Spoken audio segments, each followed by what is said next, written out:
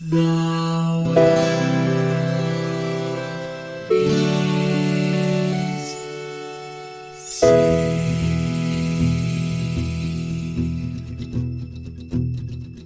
The living room's dark, save for light being cast from the big TV screen and the imminent sunrise that's teasing the one starry sky with whispers of morning.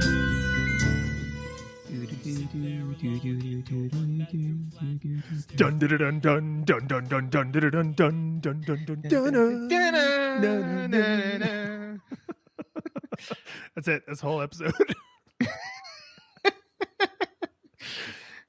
Hey George. That's all staying in. There's no way in hell I'm cutting any of that. Oh no! So we're in it now. Oh no, we're Ryan. in it. Oh, sweet. We are professionals, man. We are on point. I can't think of any other acceptable way to start an episode about GoldenEye. No, I mean that's great. It's just kind of like somebody being like, all those little kids in Springfield are little SOBs. But Gabbo, stop. No, they're all little SOBs. It's just that's where I'm at right. It's fine. It's cool. I'll stand by it. All the kids in Springfield are little SOBs. Yeah, they are. I mean, I have nothing to add. They're all terrible. So we played GoldenEye 007, which you know when you read like a legal document or like an academic document or something, and it has a giant series of words, and then in parentheses, it's got the acronym that they will then use for the rest of the document. That is how I plan to do this, because GoldenEye 007 is technically the full title of this game, and I will never call it that again. No, because it's GoldenEye. It's GoldenEye. You know? Yeah, it's GoldenEye. I mean, to be fair, they I guess. I mean, but no, I mean, all of the Bond films, they do just refer to the working title, not, James Bond : Goldfinger. It's just Goldfinger, You only live once. Yeah, you only died 7 times or whatever. You only died 007 times. No, so here's the thing is once you get into the realm of like Harry Potter and the quest for GoldenEye, right? It's Harry Potter and the quest to open a bakery. Like you don't call, like, it's too much, but the full title of all the Harry Potter books is Harry Potter and whatever, but I'm actually not sure for the Bond movies. I know for GoldenEye, it's GoldenEye 007 because when I was grabbing the Wikipedia article to put into the show notes, I was like, oh, it's GoldenEye 007, and the episode slug for this is definitely just GoldenEye. I should update that because otherwise someone will notice it, and they will actually me on the internet. I can't have that. But for the purposes of actually saying it out loud, it's just GoldenEye.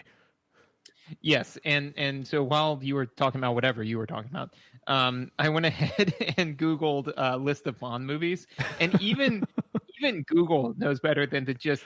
It just lists Dr. No, From Russia with Love, Goldfinger, Thunderball, You Only Live Twice. But I don't think they're James Bond : whatever. Like that, if that's true, that would be exceptionally weird. Like, yeah, I think it's James Bond and the 007. Deathly Hallows. No, I think it's always 007. So it's like 007 Diamonds Are Forever. Because 007 is always on, or almost always on the box art. I don't know. Huh.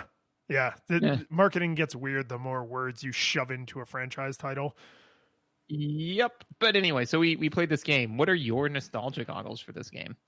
So this game came out right at the top of the N64 life cycle, like right when it was kind of really hitting its stride, right? So August 25th, 1997, I had a lot of friends who had this game, but of course I didn't have an N64, so I have memories of playing this game, right? Like I went to a friend's house and we did the deathmatch. I played the single player a little bit. But here's the thing. This game, like a handful of other games we've played, and often for me, N64 games, is all of my memories of actually playing this game are just completely overridden by my awareness of the cultural impact of this game. I have far clearer memories of talking to people about GoldenEye and seeing memes about GoldenEye and watching YouTube videos about GoldenEye than I have of actually playing GoldenEye, because it just had, for the people who played it, right, it was just this massive cultural icon. And that's neither here nor there, but like my nostalgia goggles are essentially someone else's nostalgia goggles, like nestled on my face. And like, so like, you know, the arms don't quite sit right on my ears. So like, I know they're someone else's nostalgia goggles, but there's nothing I could do about it. Well, it's kind of like me and Metal Gear Solid, you know, where Totally. I just know so much about Metal Gear Solid, like it's bananas. You know, if somebody said me, "Oh, hey, what do you think about the Metal Gear Solid plot?" I could be, "Oh, well, I mean, it's bananas, obviously. I mean, you know," and like I could even your knowledge of classic rock. yes, classic rock, or more specifically, the Denver Broncos. You know, and somebody comes up to me, it's like, "Oh, what do you think about the season?" It's like, "Oh man, you know, it can always be hit or miss, but what do you think about it?" It's like, "I think it's great so far." It's like, "Well, yeah, I mean, like this is definitely one of the good ones." But what do you think about the quarterback? It's like, "Oh, well, our new quarterback," and you know, you're just like mining for information. Cold reading. Yeah, but no, it. All this is true. So for me, my nostalgia goggles for this was I absolutely owned this game and played the ever loving mess out of it. Yeah, I mean, it was weird going back and replaying it because I definitely could play most of the levels on 007 difficulty back in the day. Which is the hardest one, yes. So it's Agent, Yes. 00 Agent, and then 007 Agent? No, it's Secret Agent 00 Agent. Ah, okay. Because there's only 9 00 agents, you know. Well, I mean, technically you could have 2 leading zeros in front of any digit number. It would just sound really dumb. It's true. All this is true. So, yes, no, I could definitely play this game on 00 agent difficulty for most of the levels. There were some of them that I think I could do it, but like, you know, it took a lot more. It wasn't fun, you know. Like, it could be done and I could do it, but for the first level, I remember just being able to breeze through that on 00 difficulty, and I can't do that anymore. Surprisingly, emphatically, I can't do that. But no. So I mean, I played the mess out of this game, and so I was really interested to see how it held up, because the one thing, because I mean, since then I've played many first-person shooters, and I believe more first-person shooters than you have as a general rule. If I had to judge our varying skill level, that's not only a fair assumption, but it's probably by like something approaching an order of magnitude. I mean, just the hours I put into the Borderlands franchise alone, you know. But yeah. So I was really interested to see how the control scheme like held up, because I knew it was a single joystick controller, and I was like, I don't like, how would that even work? And we found out, but we'll get to that towards the end. So I do need to do our little top of the thing here. Thank you for new followers, new patrons, people who are doing the Twitch and the Twitters and all that stuff. But more important than all of that is I want to specifically make mention, if you are listening to this episode and it is still January of 2020, if you go to the show notes for the 2018 year in review, yes, 2018, it's a long story, not going to hash all that out right now. There's a link to a contest where we are giving away 5 copies of Celeste to random winners. So go find the 2018 year in review and then find the link in the show notes, and then you can participate in that and maybe win a free copy of Celeste, because if you listen to that episode, you will know we really, really want you to play Celeste. Yes, absolutely. No, it's good. It's good. It's a good game. Okay. Now we can go into visuals. All right. So visuals. So one of the things that I noticed about this game, because we've played a number of, 3D low poly, nostalgic games, but the one that I could most easily compare this to would be Metal Gear Solid, because most of the other low poly 3D games that we played have been cartoonish in nature.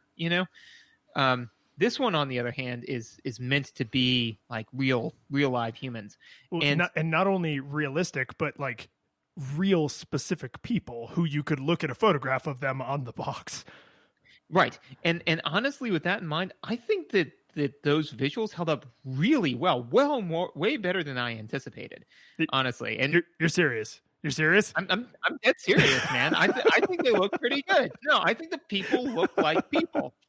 But okay, so, here's more so than my I thought they would. Okay, here's my pushback on this. Okay. the texture map, right, of the faces onto essentially their Gumby style blockheads, like Mhm. the shape of their heads to me is not normal. Yeah, and that's and fair. and that's what ruins it for me, because if we're really getting nitpicky, I will actually agree with you that the textures that are mapped onto their faces are pretty good, particularly for this time in history on this particular hardware. Mhm. But man, the shapes, I don't know why they went with these like ultra narrow tube heads, but that's what they did.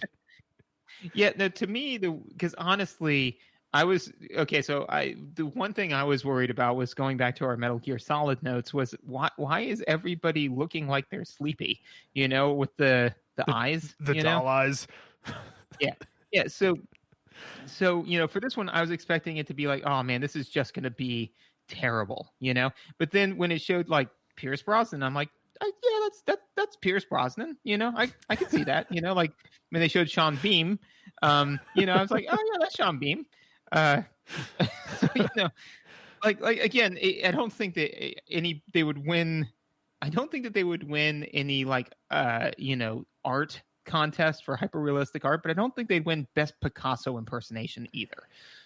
Yeah, I mean it looks it it has the distinct uh flavor of early Polygon attempts at realism, and I think you make a fair point that most of the games of this era were like, yeah, we're gonna go for stylized because hoof hands, and like Yeah, this is the best because we can do. anything else would be tragic. Yeah. So it's I will say that it's not as bad as it could be, but the shape of everyone is just a little bit. When you were a kid, did you ever do the arts and crafts project where you made little like wooden soldiers out of like old fashioned clothespins? And so they end up with No, like tube faces that are exactly the same width as their body. That's yeah, I know what you're talking about. yeah, that's sort of how these feel, right? Especially because a lot of their movements, like in the opening cinematic, there's like they're doing all these like dramatic, like James Bondy poses, and it's like, get out of here, tube face.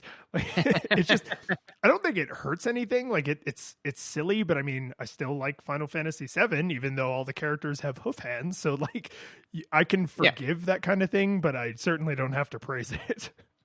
Well, and I think that's the thing for me personally is that I had like a weird reverse nostalgia goggles for the graphics for the visuals on this, because I was like, oh man, there's just no way they even come close to holding up, in my head, um, in the same way that if we ever go back and rewatch Super Mario Brothers the movie, like I wouldn't be surprised if one of my notes was like, it's not as bad as I remember because it can't be worse than I remember it, Yeah. And so That is these kind of anti-nostalgia goggles. yeah, exactly. So whereas like Mega Man painted my visuals for like everything, or Mega Man X painted my visuals for everything in like the Nintendo's SNES series, like I don't know what game had such terrible 3D poly that, I was just kind of like, there's just no way that this looks good. But yeah, the fact that I was like, if you lined up on the opening cinematic, if you lined up each of those characters and then gave me a lineup of all of the box art characters, right, that who they are supposed to represent, I could match them, they don't look amazing, but I could match them. Whereas I was expecting it to be like, I expected it to look like Picasso, where it was just going to be like, yeah, I guess that's Boris because he's got this bright red, whatever tank top on or whatever he wears, and there's no difference between James Bond and Alex Trevelyan just because, like, except for the fact that James Bond is in a tux most of the time. But the minute that you put him into a not tux, he's going to look just like every other person in the game, so, that is actually, I think, an important distinction is that, the enemies that you gun down in massive numbers, they're all totally carbon copy stormtroopers. Yeah. But all of these story characters, they really went out of their way to make sure they look distinct, right? So it's like you could never confuse anything about two of the main story characters because their hair is different and their face is different. Some of them are different heights, right? Oddjob is famously really short, and that's right. Like that actually became like its own little meme, right? So there's no real way you could say like, oh, because these are low res and they're low poly, I can't tell the difference between Natalia and James Bond. This is so confusing, right? Like that in their tube head defense, that never happens. Right. Yeah. So I mean, does this look like Metal Gear Solid 5? No. No, it does not. But it also doesn't look as bad as I was anticipating it looking. So let me ask you this then, because one of my big issues with the visuals is a lack of visuals. So the worlds were way more sparsely populated than I expected.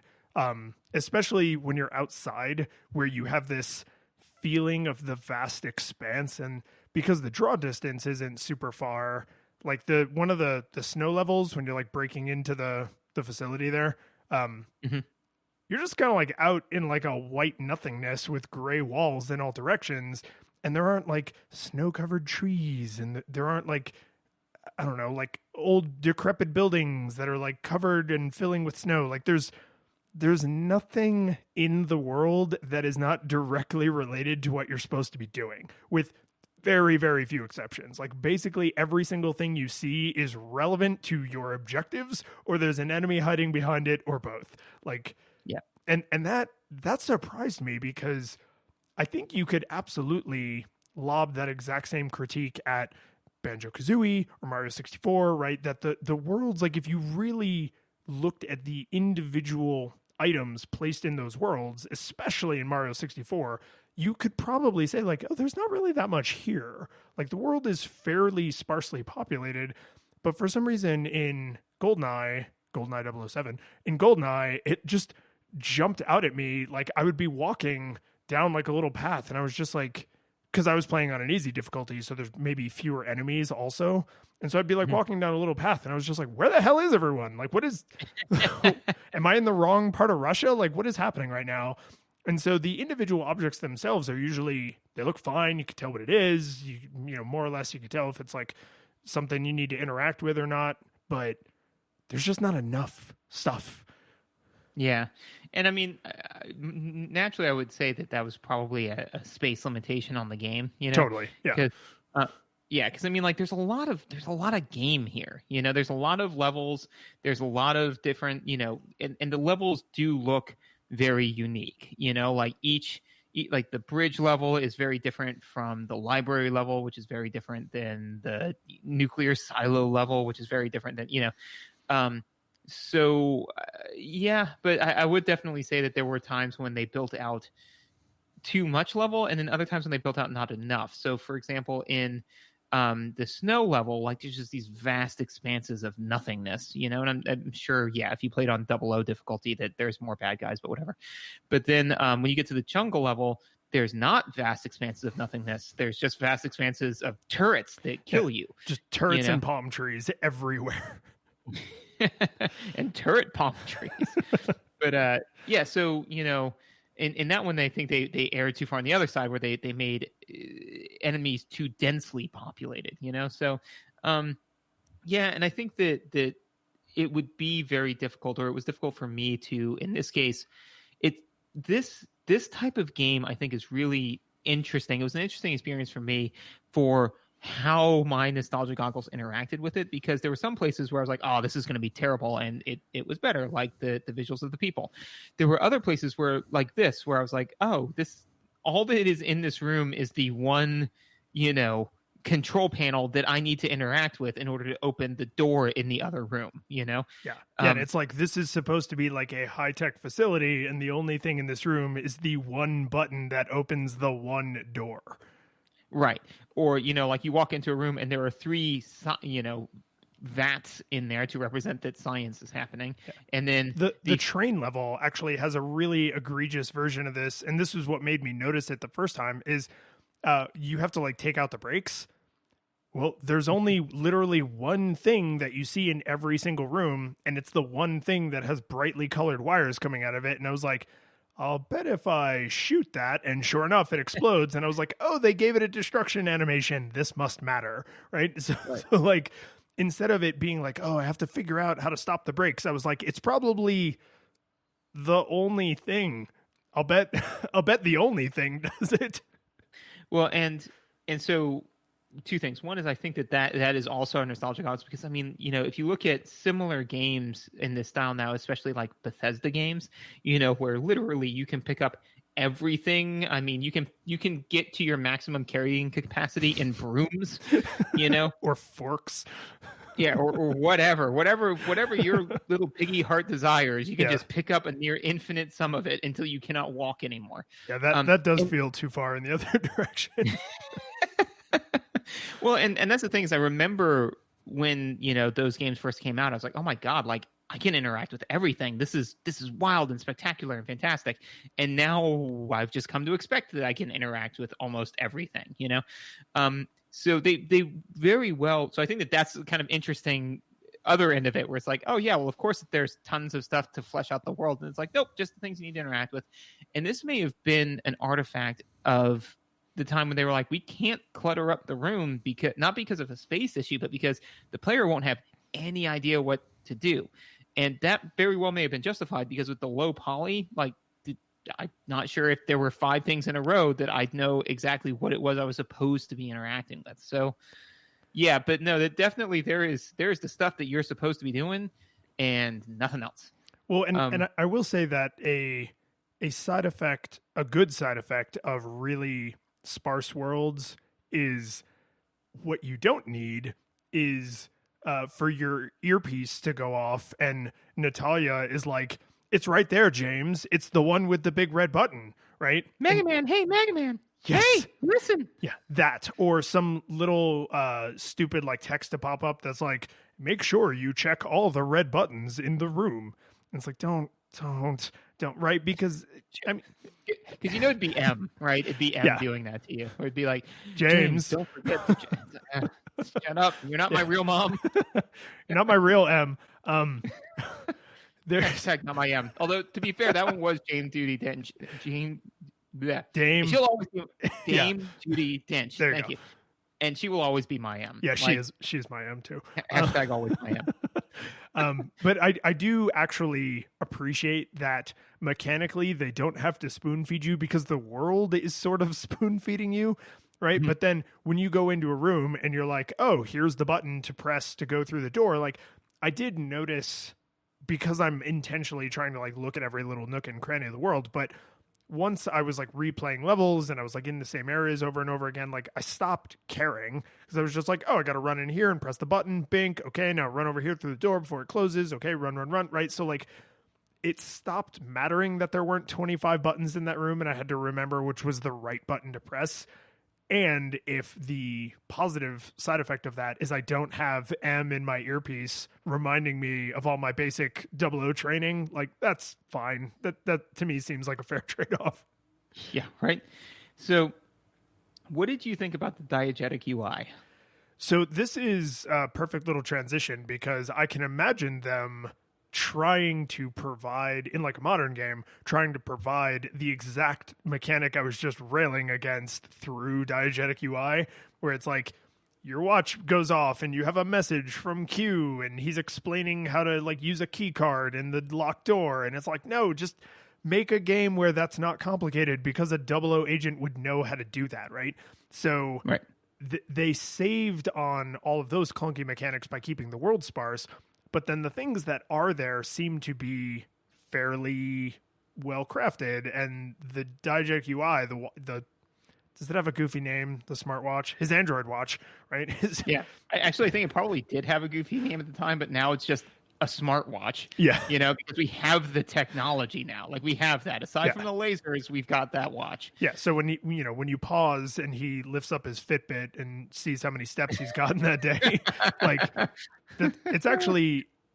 I mean, to me, I will always think of that as being a Fallout thing because when you pause in Fallout, you look at the Pip-Boy, right? Right. But it's the exact same thing. I mean, and this way predates this, so it's actually a GoldenEye thing. Yeah, and the original Fallout games were also around this time, but those were not first person, so I cannot say for sure if they use the Pip-Boy UI because I actually honestly don't remember. But either way, right? Whoever gets to claim credit for it. Like I still really like it because it does not feel shoehorned. It doesn't feel forced. It doesn't feel like they were like, oh, we got to work the watch into the game somehow. Oh, let's just make it the pause menu. Like it actually feels completely appropriate that is where you would interact with settings, but then also like there's certain items that you can't rotate through using the rotate my guns button, right? Like you have to go into the watch UI to select it. And it's like kind of charming, right? And then like when you you have like a health meter on the left side and your body armor meter on the right side, and when you get hit, those flash on the screen for just an instant. But then if you pause, that's the only way to see your current health. You see your health when you are taking damage or if you pause, but there isn't just a floating health meter. There isn't a floating go this way indicator. There isn't a floating anything, right? Except ammo.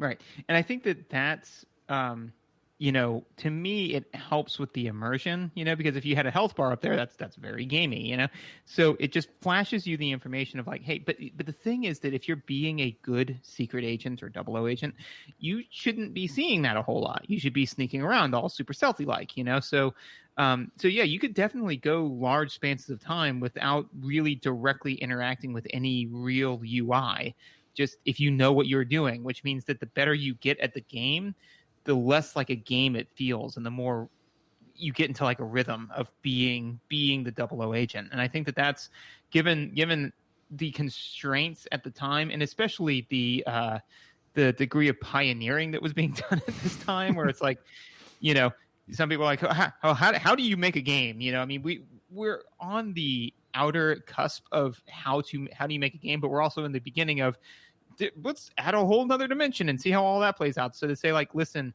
if we're doing that, we can't have this UI constantly on the screen saying like, this is what your health is. This is what your health is. It's like you shouldn't need that, So I thought that the diegetic UI was very well done and was well done for this game. It was needed for this game. And this is exactly like one of my favorite D&D stories, just like, hey, how many hit points do you have left? You can't ask him that. Okay, on a scale of 1 to 89, how do you feel? Right? Yeah. Because if you are James Bond and you have taken a couple shots, you wouldn't have a number on you wouldn't be able to look and say like, oh, I have 50 out of 100 health. Right? And even though like that can be beneficial in a video game like environment, it's not, you shouldn't be getting shot. Like the goal is not to tightly manage your health. It's a stealth shooter where you should not be getting shot at all, right? So when it flashes, I kind of, okay, I'm thinking this through on the fly, so this may sound really stupid when it comes out of my mouth, but when the health or the body armor indicators flash on screen when you get shot, I like to think of that as you got shot, and so he quickly looks at his smartwatch, which tells him like how badly he's, right? Because it's measuring like his pulse and it's measuring his blood pressure and it's it's doing all these like sci-fi things, right? And so the reason it flashes on screen is because he only has a second to glance at it because people are shooting him. Right. No, I like that. I like that as a premise. And the only thing that then I think could have made this even cooler would have been like if they just eschewed the bars and just had gone with, because I mean, you could definitely do kind of a bar for body armor, be like, how ragged is my body armor looking? But in fact, no, actually what you do is you just do a visual of like, kind of like what they do in the Pip-Boy when they show your arm blown off or whatever, just show the body armor and then show it getting more and more ragged until it's gone.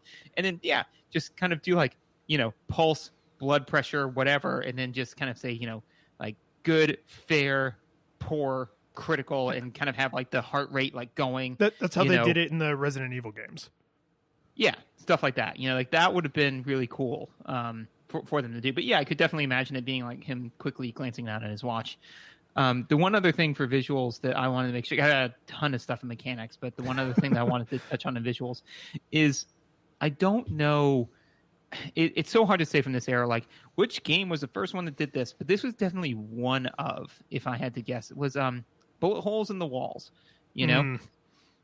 Yeah, Like it does make the world feel a little bit more three-dimensional, like it's got some mass to it. Yeah, it's got some mass to it, and I mean also too, when you're firing at a person and they've got the little red paint all over them, and then they fall down and you continue to fire, it hits the wall. So that's cool. But the other thing that I kind of enjoyed, which this game did, and I don't think games really do this as much anymore, which is the bullet holes don't go away until you complete the level or die. So I kind of liked that because it told a story of like where firefights had happened, because I'd be like backtracking through an area and there'd just be bullet holes all over the walls, almost with like an outline of a person. And it's like, oh yeah, I mowed down like 5 people here. That's right, I remember that. And I just keep going. Or when you and I were playing our versus match, seeing like where our scuffles had happened, that was a lot of fun. So I kind of enjoyed that, So I enjoyed the bullet holes. I thought that was a good visual, and I kind of liked it as the fact that they didn't go away, which I think is not common practice anymore.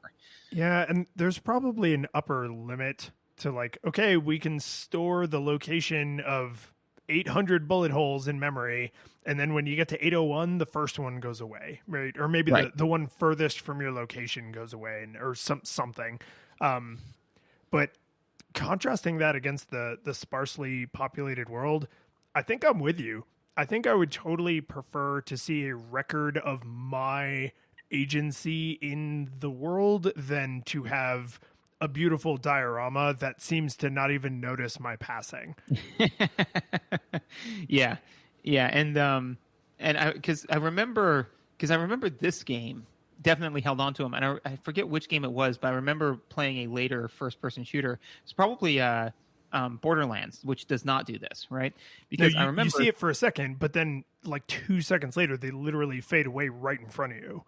Yeah, like they normally last like maybe 10 seconds, long enough to just barely. Because here's why I know all of this is because one of my favorite things to do was to shoot smiley faces or various other things into the walls as graffiti, right?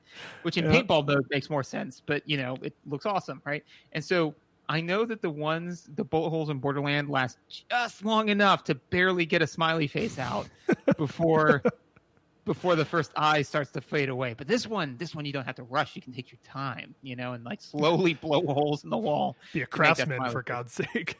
Yeah, I know, right? I mean, some people take pride in what they do. So the last thing I have to say about the visuals is actually directly related to shooting things, which is the way people die is surprisingly varied for the volume of people you murder and for this time in history and for a Nintendo console. And the thing that made me notice it was one of the death animations, if you shoot someone in the upper chest or neck, is they clutch their throat as they bleed to death, fall to their knees, and then fall on their face. And the first time I saw that, I was just like, I'm a monster. That Nazi probably had a family. Like, it's such a weird thing for them to have said, like, oh, okay, you're going to be mowing down, lots and lots of Russian dudes. And we need at least half a dozen death animations, right? Because there's the throat. One of them is the crotch, right? Where they like put their hands, like, you can't do that on television style, like over their nuts and fall down. And I say that because I'm pretty sure literally every single soldier is a man.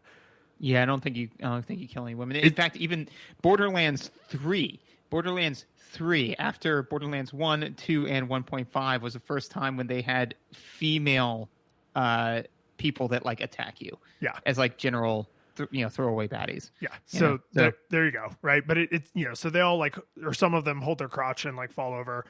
Some of them like do the more dramatic, like you hit them in the shoulder. And so they spin right from the impact of the bullet.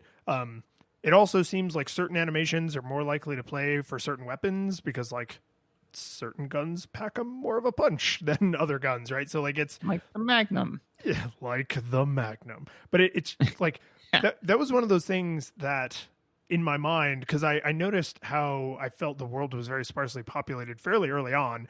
And then after like several hours of play, I noticed like, oh, some of these people are dying horribly. Like I am really aware of the way they're suffering because of this visual, and awesome. Well done, game. No, my favorite one was at one point when I was playing, I just after I, because I especially at the beginning before we fixed the control problem, which we'll get into later, but I was just spraying and praying, so I did notice the different animations, but had very low control over it. But at one point, I just looked at one of them because there is a specific animation for this. If you shoot them in the leg, right? And so I just took my silencer and I said, I used to be an adventurer like you. And then and I shot him in the knee and watched him kind of like jump up and hobble. And I was like, nah, man, your adventuring days are done. I don't know why I got a huge kick out of that. That made me happy. I mean, that's, this is a great example of what I was kind of talking about at the top of the show, which is like, I have actually never played Skyrim, but I know the exact meme you're referring to, and I can even picture it in my mind, right? So, like that is the kind of stuff that those memes just start to bleed together, and eventually you just have one big messy gamer slop. Man, we need to pick just a weekend one time that we can throw away and just sit down and play like 20 hours of Skyrim. It's a fun game. Yeah, I wouldn't hate that. I have nothing against. I've played. Yeah, I played Morrowind and part of Oblivion. I have nothing against Skyrim. I just haven't gotten around to it. But anyway, you good for audio? Yeah, let's do it. So audio. So just to get it kind of out of the way, I guess, in not like a gushing praise or anything like that, but I mean, the music's great. I like the music. No, the music's really, really good. Yeah, the music's really good. It's varied from stage to stage, but I think that, and I couldn't prove this, but I think they crib a lot of it from the movie itself, which is, again, this is, and I think that, and this is as good a place to shoehorn it in as any. Can we just briefly talk about the fact that this is a video game licensed off of a movie, and it's even close to good? Holy crap. Right. Like, yeah. This game is so stands on its own 2 feet so much that literally did not even occur to me, including the fact that at one point in the game, you can get a VHS copy of 007 GoldenEye, the movie. Huh. Yeah. No, I didn't, or at least I don't remember that, but yeah. The greatest testament to the fact that this is a good game on its own is that I forgot it's based on a movie. Yeah. I mean, so that's the thing is that, so I think that they probably pulled a lot of they definitely pulled the GoldenEye theme, the 007 theme from the movie. But, a lot of the music is very, very much, it feels like movie music, it just, it has that same feel to it. So you really do get the feeling that you are playing through the movie because, it has that level of quality behind the music. Yeah. And let's juxtapose that against the sound effects, which are so benign and uninspiring. and I think that's largely because they didn't want the sound effects to be the star, right? It's when there's gunfire, you just hear a lot of gunfire noises, but there aren't tons of beeps and boops. There's virtually no spoken dialogue, right? It's all done in very awkwardly placed text on the screen. Which is weird. Yeah. But the music, like when it comes to things you're listening to, the music is no question the star, but the sound effects serve an incredibly important purpose, which I have in my notes as lifesaver, because the draw distance in N64 games is like notoriously bad, but the ability for the computer to shoot you because it can see through the fog of war is pretty good. So hearing the like Western style, like pew, poing, Yeah. like as bullets like glance off stuff right near your head. Like you need that. You really, really super need that audio feedback because it lets you know if someone is shooting at you, and it lets you know if your if your shots are hitting the mark, right? So this is like a really, really crucial thing to have in a firefight is like, are my bullets hitting or not? Are their bullets hitting or not? Right? Is someone shooting at me that I maybe can't see? Right? So there's, even though the sound effects are just woefully underwhelming, the role they serve is absolutely crucial. And I think that might be why they're borderline cartoony, like a little bit silly, because they were like, no, you need to know. Like you need to hear the like pew, like when a bullet like ricochets off something, because that gives you crucial information. Right. And I think it does a good job kind of like leveraging the stereo as well, where, like you can kind of hear, oh, is it coming? Like where are the bullets coming from?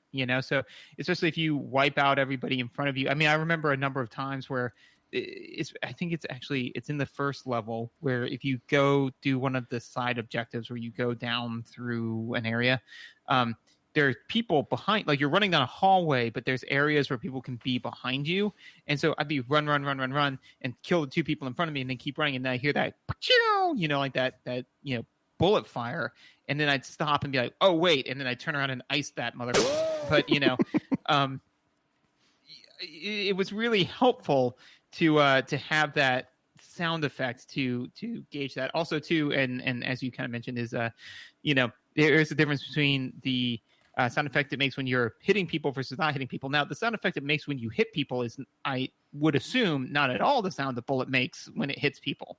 No. It sounds like a paintball hitting plastic. But that being said, it is very different. I just thought about when what was it? Christopher Lee was talking to Peter Jackson. Peter Jackson from Lord of the Rings, where he's like, okay, well, you're going to get stabbed in the back. I want you to look up and go like, nah. That's not the way people sound when you stab them. Yeah. Oh, no. You want to know, that is not even, you have no idea the depth of that particular reference because he was 007. He was 007.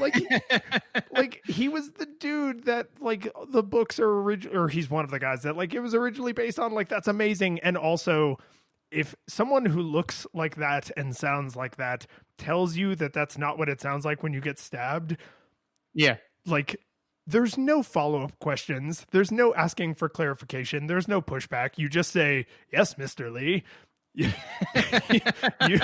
you do this scene however you think is best.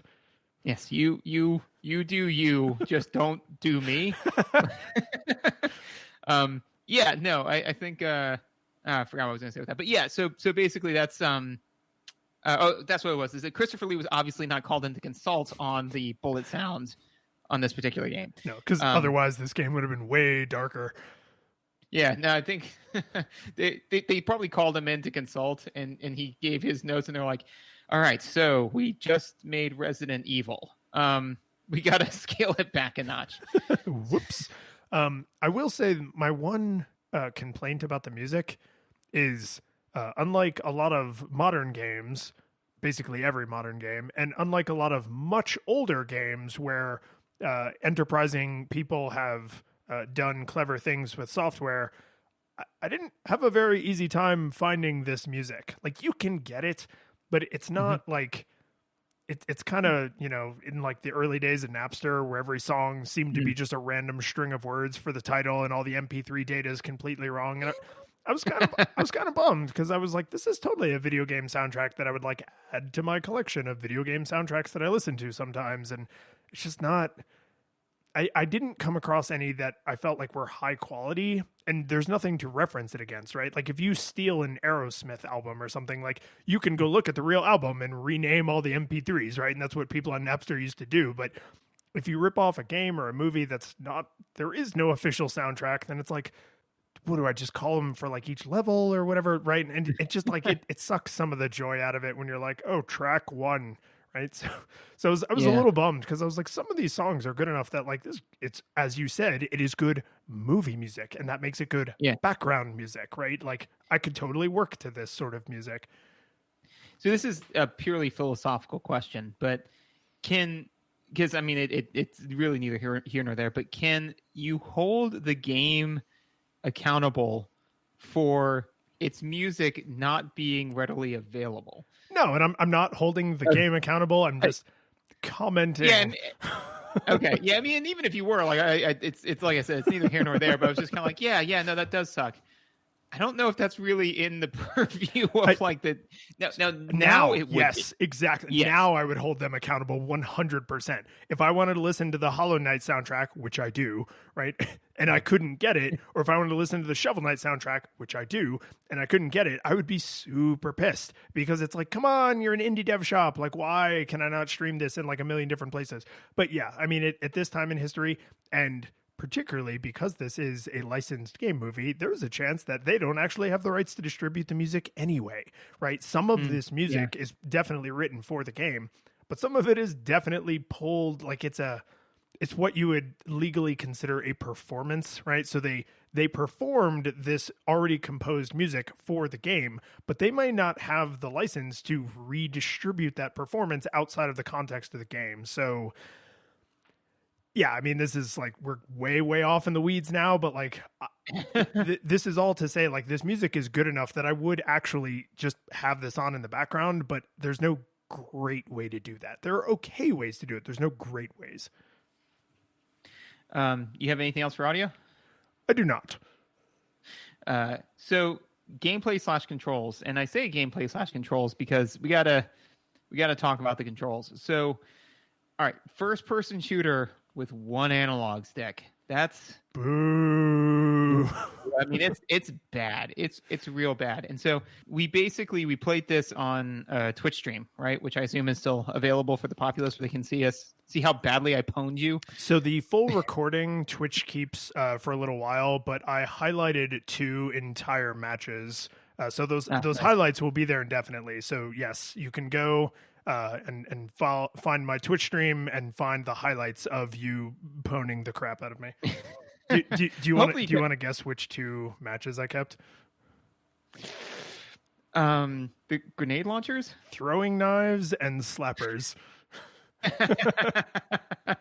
Slappers was ridiculous, man. I mean, I don't know, there were so many good ones, especially, and this is definitely, we've run afoul of talking about the game, just talk about other media, but whatever. No, I mean, like, there was a number of times though where I remember one where like you were hunting me down like a dog because I had like 1 hit point left and you had more and it didn't matter, you know?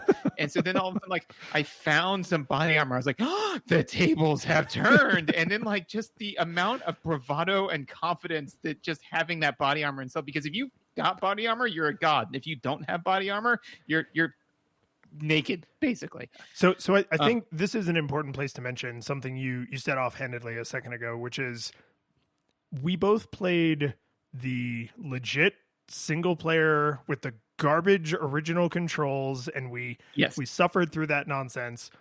But then when other people had to watch us play the game, we were like, we would like this to be more fun.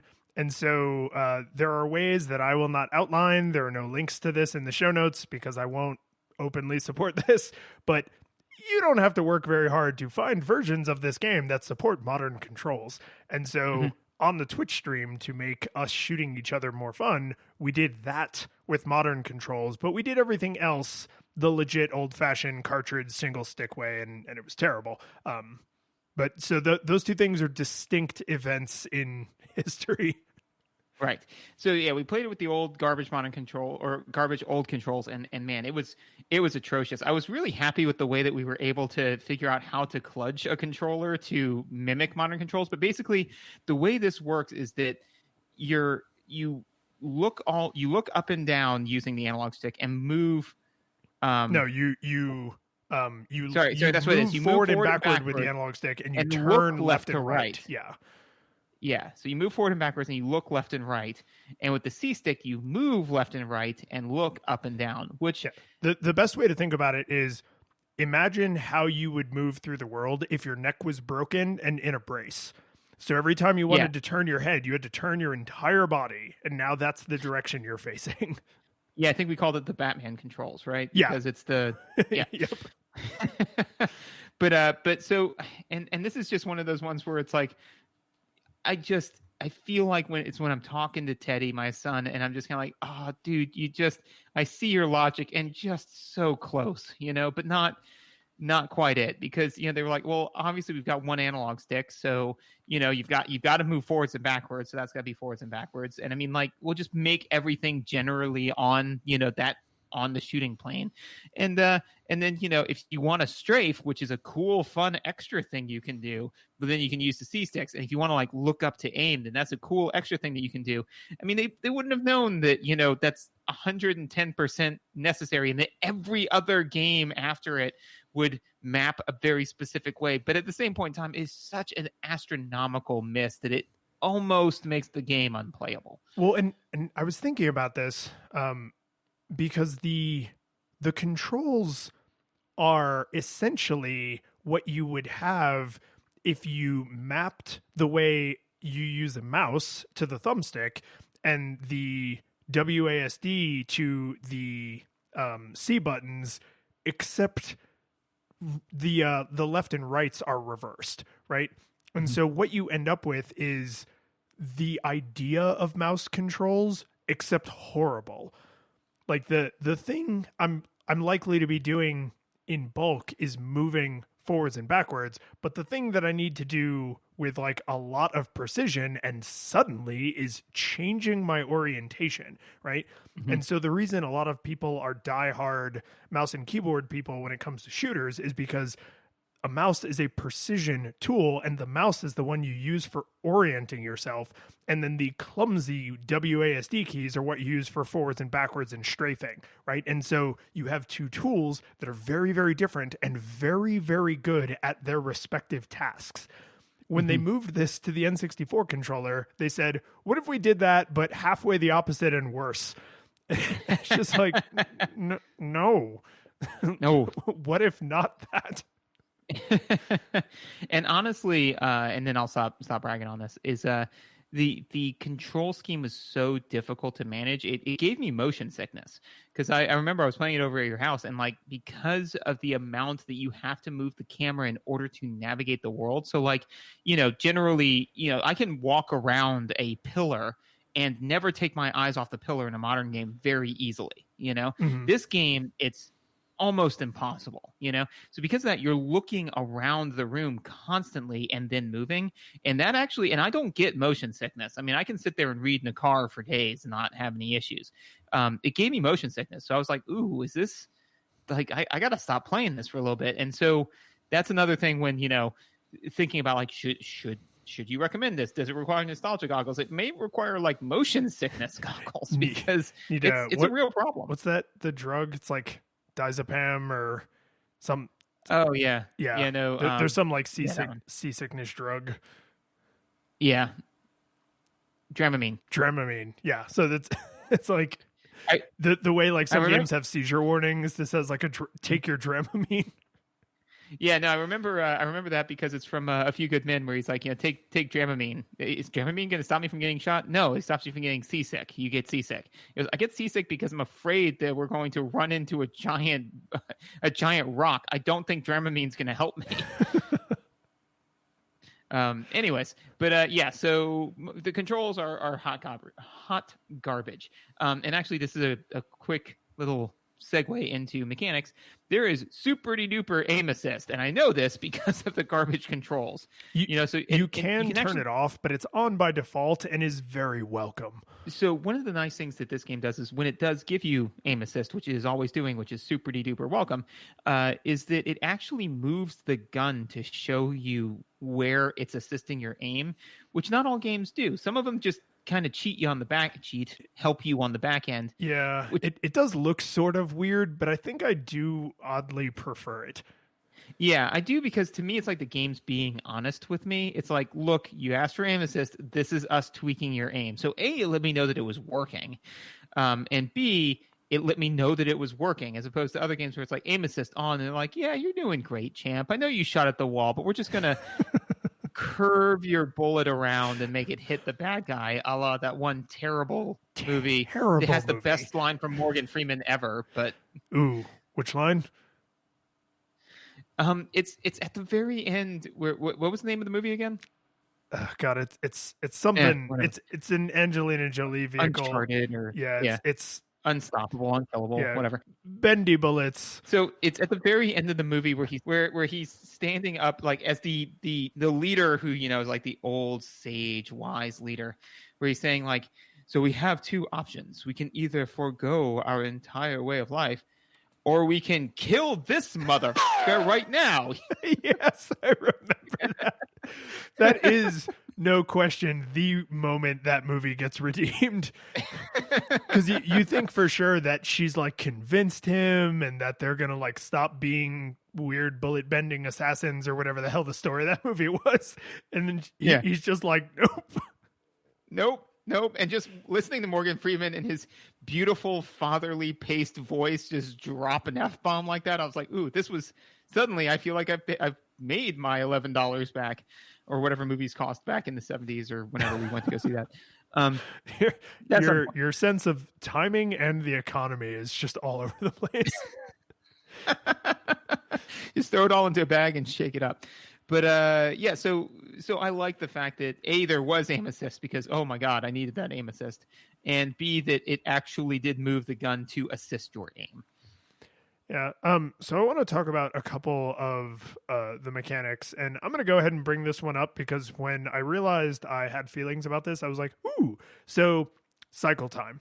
And it's but it's cycle time as a function of the controls, because the controls are bad, right? And maybe when you didn't know any better and have a bunch of muscle memory, because that's really what this is, right? It's not that these controls are unworkable.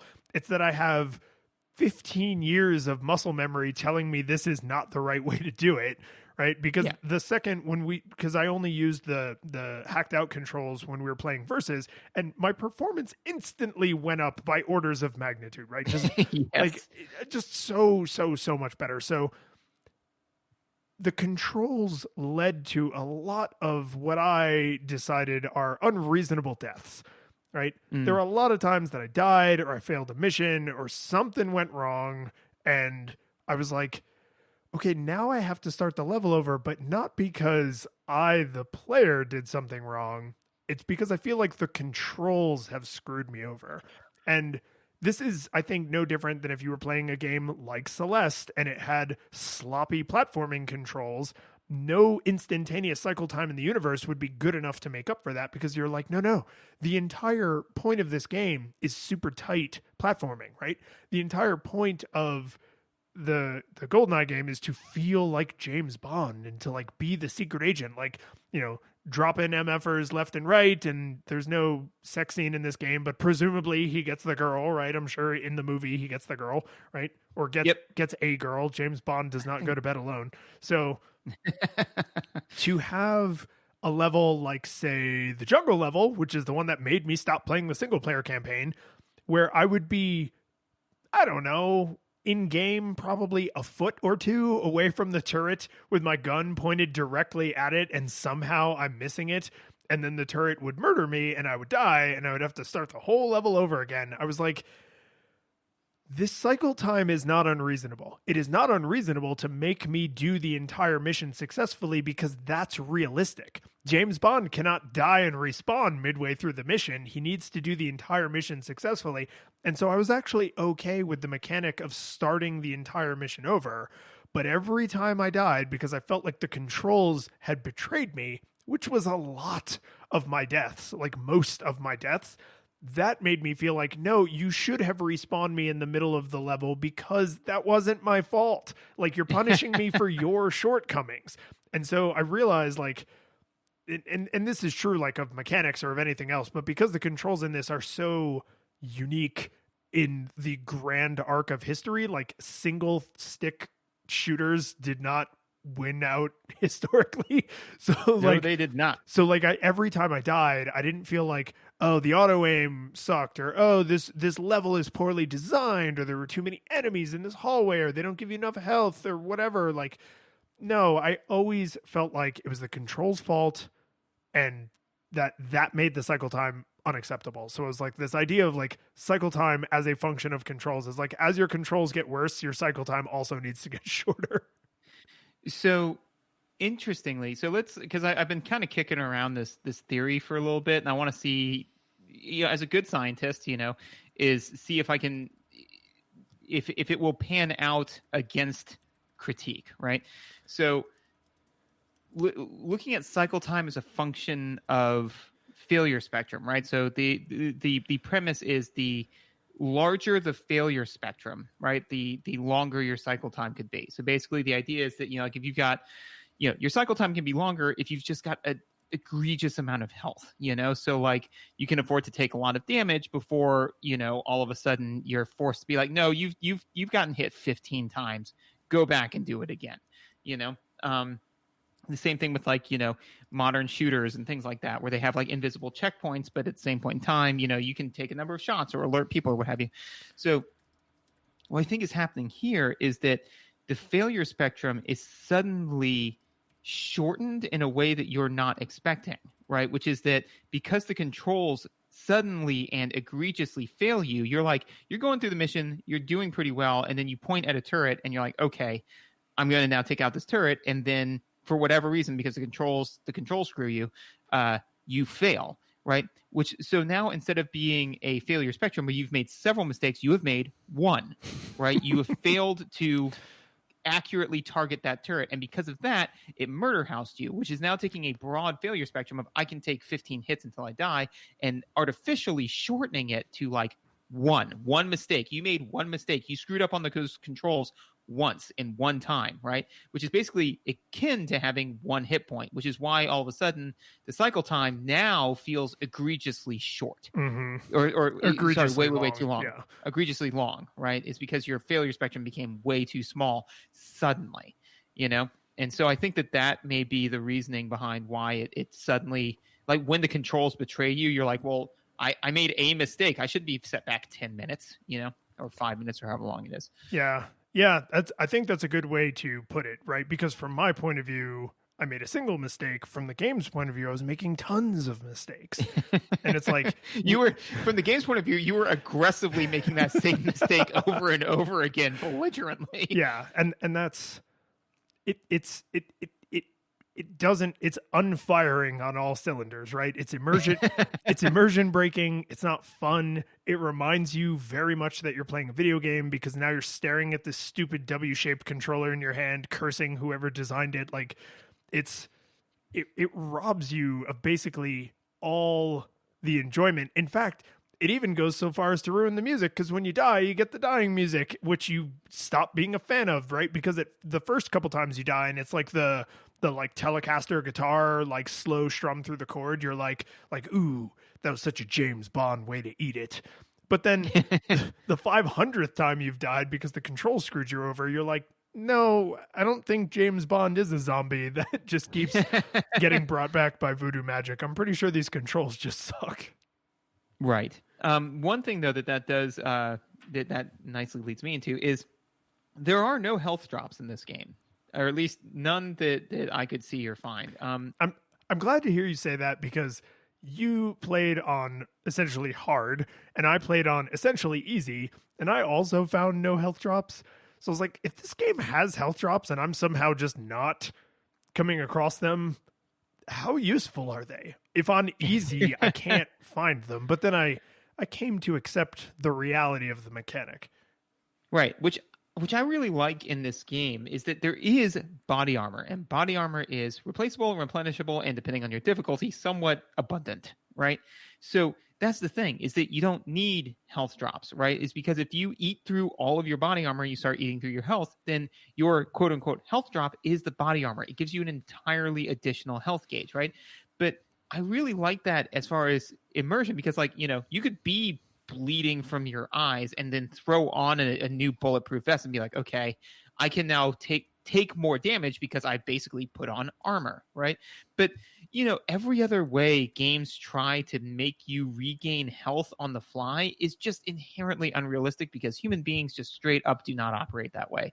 I don't care if you've got a medical kit and you've stemmed the bleeding, that's great. That will stop you from continuing to lose health, but isn't suddenly going to make you in fighting shape. It may give you a slight edge. Stim packs are egregiously hilarious because, that definitely doesn't improve your health for any long-term thing. I'll give you a short burst of, hey, I can now hurt myself way worse and make this injury like lifelong, as opposed to something I'll recover from because I've numbed my pain from it. But it definitely doesn't make you recover health. In fact, to the point where I didn't even know what a stim pack was until I was in my 20s.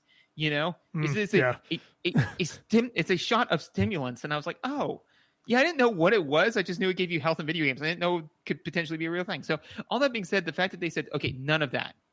If you lose health, you've lost health. But you can regain body armor, which is a way, again, for you to elongate your failure spectrum, to you to get more hit points. Because, at the end of the day, that's all that matters, is that you get more HP. Literally, they could do the exact same thing as if they doubled your body armor bar and gave you 1 hit point, with the idea being it's like, yeah, if you get shot, you're done, but they just made the body armor take long and same effect. This fits with diegetic UI, right? I can't field medic myself back into not being shot, but I can absolutely take off this raggedy body armor and put on some unraggedy body armor, right? So there's a nod toward video gaminess where it's like, oh, there's just body armor laying around everywhere, but then there's also a nod toward the realistic James Bond does not get shot 35 times and still go on to successfully complete a mission, right? Like what's his name, John McClane, like he is like a superhero, right? He gets shot, he gets stabbed, he falls out of windows, he gets run over, like he's way too durable to be believable. It's almost kind of video gamey. Whereas if James Bond like takes serious damage, like a bullet wound or a knife wound, that's like a huge dramatic part of the movie, and it's like a big deal. And then there's slow piano music playing while he like sits in the shower and like pulls it out with his field knife, and there's blood everywhere, right? Like it's a big deal. Yeah. And so how do you reconcile that like pseudo realism with a video game? And it's like, oh, just body armor, right? And I think it would have been a very forward looking choice if they said, you can't take any gunfire, your armor can take gunfire, right? So if someone headshots you, you're done because you don't have body armor on your face, right? This is kind of like how in like the Uncharted games, and I think the Tomb Raider games do this too, is like the luck, right? Like you don't actually have health. The fading out of, things get red and like the color goes out of the world is because that last bullet barely missed you. And this next one, that one found its perch, right? Yeah. And so if they made this game where they were like, you don't have any health, like your health meter doesn't exist. What you have is a body armor meter. And because you're a secret agent, you start every level with no body armor. Right? No body armor. With no body armor. Yes, because you have to procure the body armor on site. And they could put it at the very, very, very beginning of every single level. But I think that would be cool. And that is essentially what history has borne out. So like you can see the way things have become almost kind of fomenting in their brains at this point.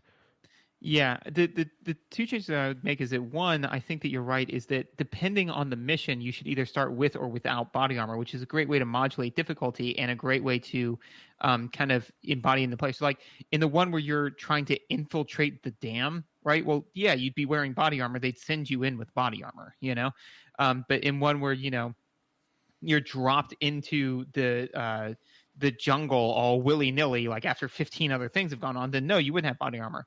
And then I would say what could make it interesting is that you have 2 hit points, and a headshot just counts as 2, right? So the idea being is that like, because then you could have that thing where it's like, oh man, I've taken a bullet in the arm, but I'm going to keep muscling on. I'm going to keep going for it, and oh, I got some more body armor. So that helps. But yeah, but then if it's just kind of like, well, if you get shot in the head, so if you run out of body armor, then you are always at risk of an instant death, which would really, and then if you got hit and it wasn't an instant death, then you'd be like, oh God, okay, no, I'm still alive. I'm still here, but man, I've got to throw a grenade to throw them off or do whatever. I think that, and you can kind of, again, like without the health drops, you can kind of see that they're playing around with it. But I think that one of the places where this game consistently falls short to a degree, again, with viewing it through the nostalgia goggles, is that they they were beholden to some of the old things where they're like, well, you've got to have some hit points, you know?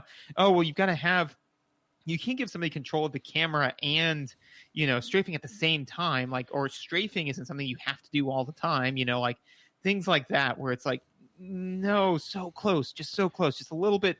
Trust yourselves more, you know? Yeah. No, this is a, I can't believe we've never used this metaphor before, or at least I don't think we have, but this is a fish with legs, right? Yeah. Like at the time, I'm sure all the other fish were like, oh my God, he's got legs. It's incredible.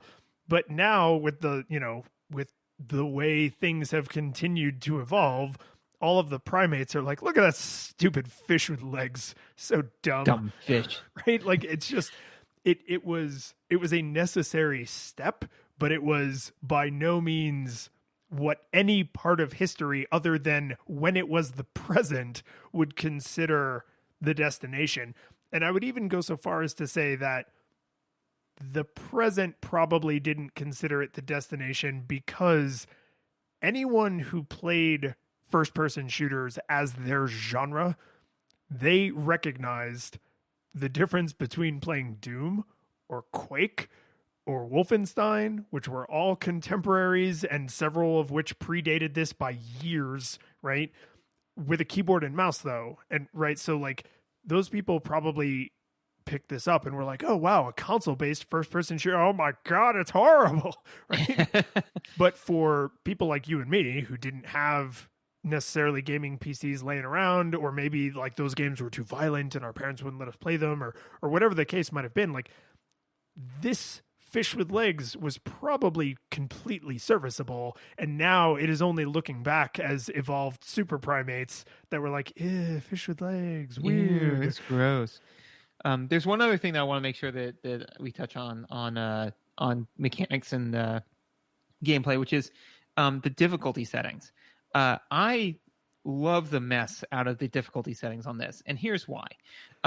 Not only is it all of the standard schlock of like, oh, well, you effectively have less hit points, i.e. the bullets hit you harder, and the enemies are more accurate and more plentiful, and all the standard, you know, difficulty stuff, but they add additional objectives, you know, which I really like, and especially because you can still kind of touch, like it doesn't, all the equipment is still in your inventory on the easy mode. Like you can still go through the motions of doing it, but you know, it really fleshes out the world because it's like, oh, you're an agent. All you have to do is just bungee jump off of this thing.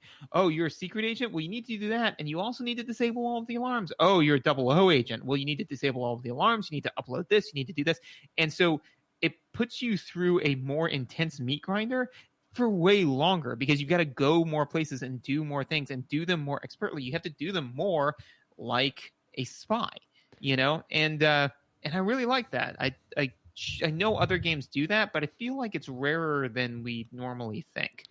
Well, and they do it in a way that I thought was really intrusive at first when I noticed it, and then I realized that it is definitely intrusive on purpose, which is the mission briefings all have the exact same description and text from M and Q and Moneypenny, right? Like that is all the same regardless of how many mission objectives you have to complete to actually finish the level, which for me, playing on easy, clued me in to the fact that there was like a wider world out there, right? Like, oh, there's more to, like, why is Q talking about this thing that's not on the mission objectives?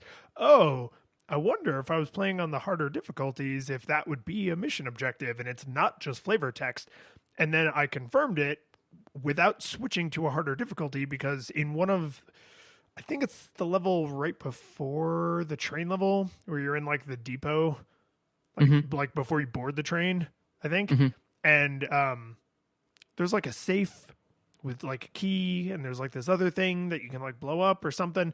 And I did those things and nothing happened.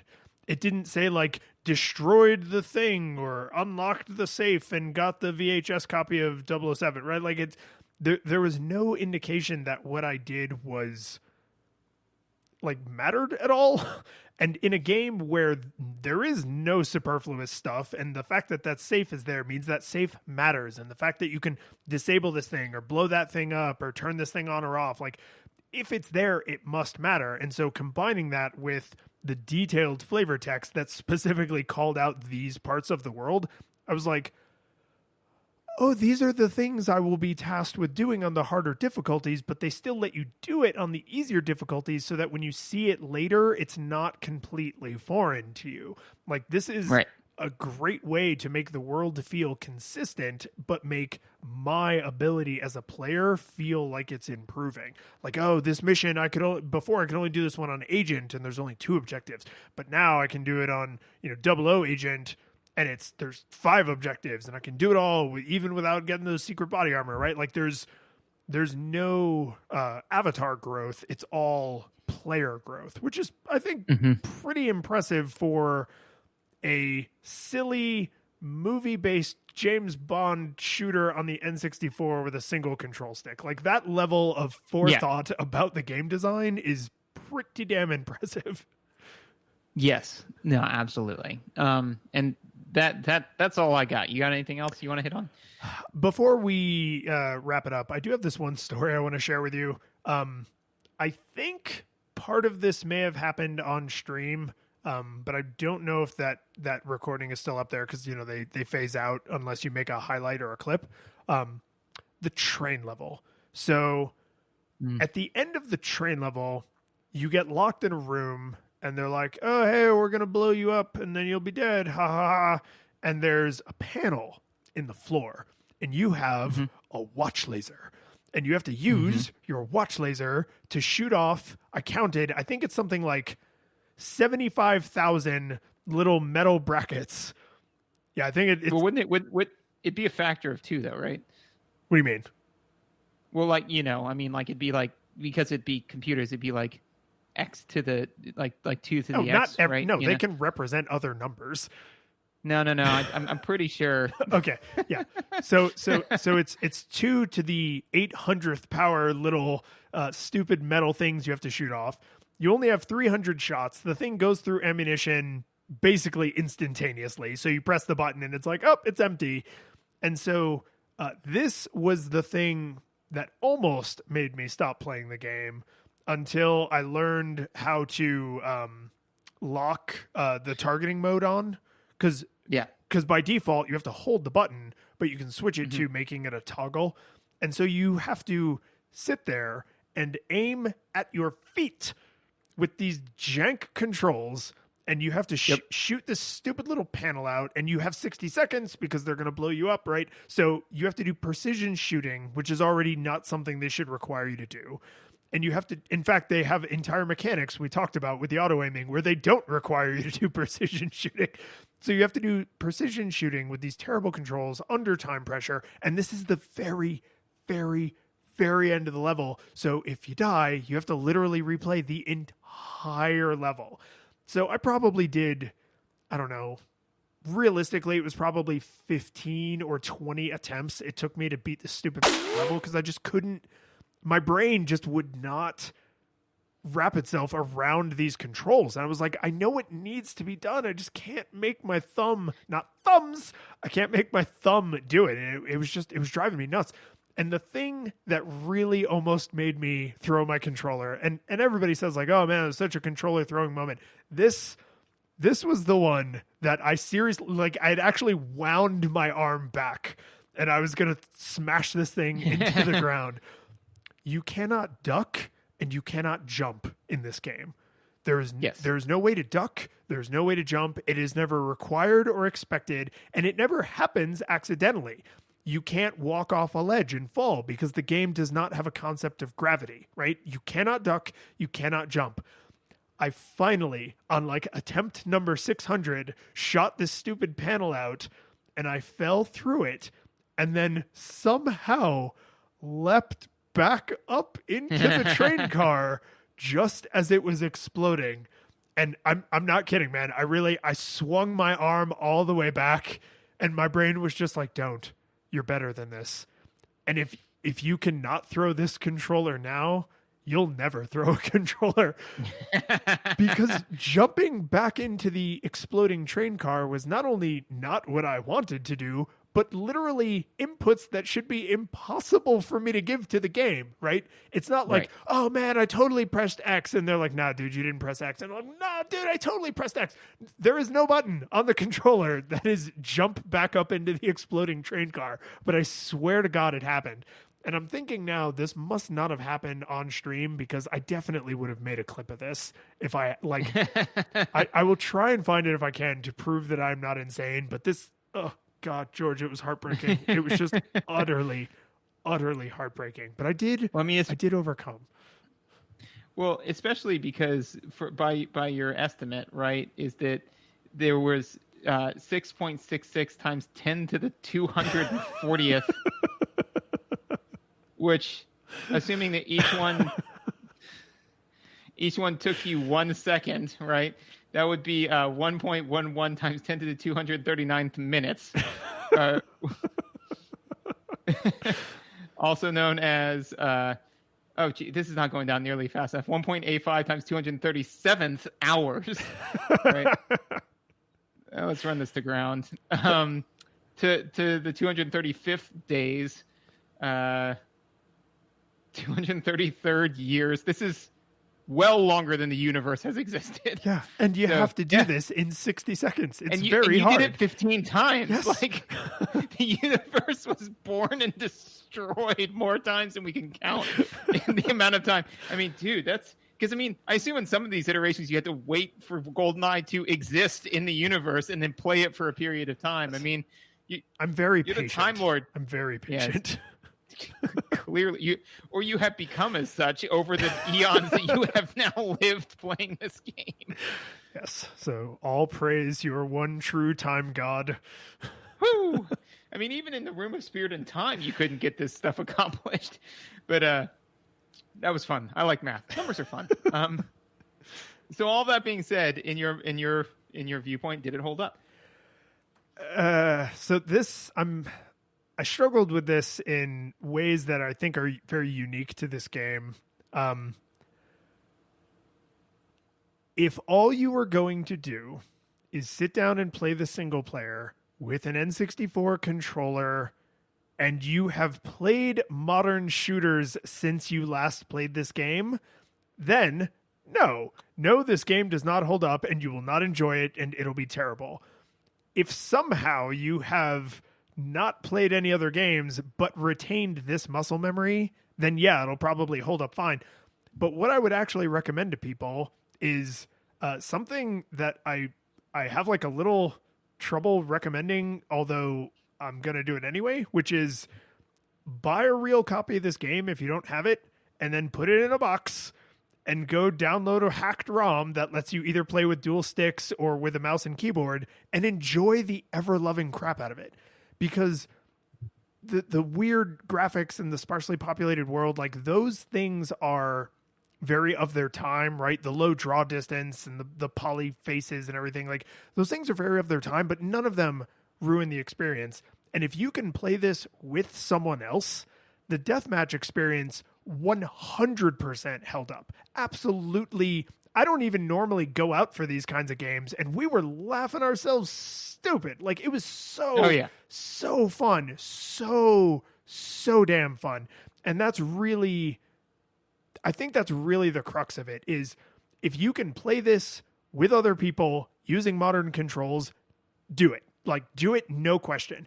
If you are only going to play the single player and you're only going to use the old-fashioned controls and you have played modern either keyboard and mouse or dual stick shooters since you played this as a kid, don't do it. Like, just let it live in your memory. Either pull it kicking and screaming into the future or let it live in your memory. But it's in this like this Schrodinger's superposition where I can't recommend it as is, but because the lift to get it to a playable state is so achievable, yeah, like go play this with other people using modern controls because it is fun as hell. Yeah, no, I'm kind of in the same boat where it's like if you have a means by which to even if you use the N64 controller, but you can just remap the analog stick and the C buttons. I mean, you could reasonably play this with the C buttons being your WASD and the other one being your, yeah, I mean, like it's doable. But no, I mean, if you have a means by which to make the controls, even just if that's it, if that's all you did, just make the controls modern controls, because you don't know how much that screws you. Yeah. Like until you're elbow deep into it. I mean, it would be literally like if somebody put a small electrode at the base of your skull and said, every time you say the word A, right, as in just a standalone A, like I need an apple, right, anything like that, I'm going to give you an electric shock. You don't really notice how often you use just a standalone A in a sentence until that happens, right? Until like all of a sudden everything just becomes unraveled on you. So I mean, I don't even know how to put that on our ranking system of like, does it require nostalgia goggles to play? Yes, unless you're literally doing this one corrective LASIK procedure, in which case you can throw those nostalgia goggles away because it's a great game. But if you can't play it, would I recommend it without the redacted controls? 00, no. The curtain falls, the music plays, the credits roll, then it all fades to black. And you're left by yourself. The fanfare is gone. There's no player two there by your side to share victories won. But as you slowly progress down the hall to your bed, a few great events leak back into your head from the time that you spent traversing the land, battling evil, fighting the darkness, just sword in hand. Your memories creeping with the edge of a smile. You realize again what you lost for a while. You're gonna think back much less.